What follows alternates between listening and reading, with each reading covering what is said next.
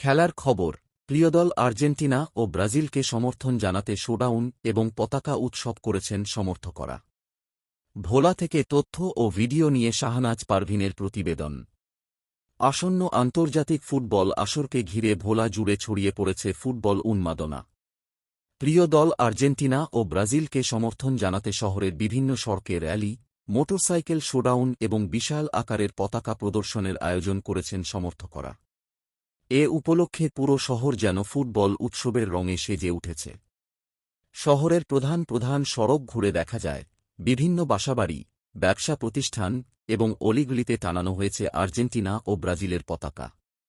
সমর্থকরা নিজ উদ্যোগে পতাকা কিনে বাড়ির ছাদ, বারান্দা ও দোকানের সামনে লাগিয়েছেন। কোথাও কোথাও কয়েক ফুট দীর্ঘ বিশাল পতাকাও প্রদর্শন করা হয়েছে, যা পথচারীদের দৃষ্টি কাড়ছে। এদিকে ভোলায় আর্জেন্টিনা ও ব্রাজিল সমর্থকরা পৃথকভাবে বর্ণাঢ্য র্যালি বের করেন। র্যালিগুলো শহরের বিভিন্ন সড়ক প্রদক্ষিণ করে।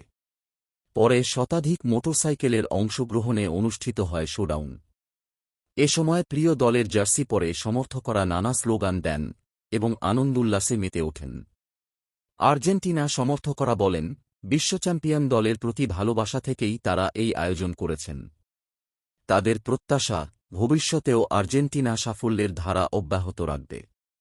অন্যদিকে ব্রাজিল সমর্থকরা বলেন, ব্রাজিল বিশ্বের অন্যতম জনপ্রিয় ও সফল ফুটবল দল।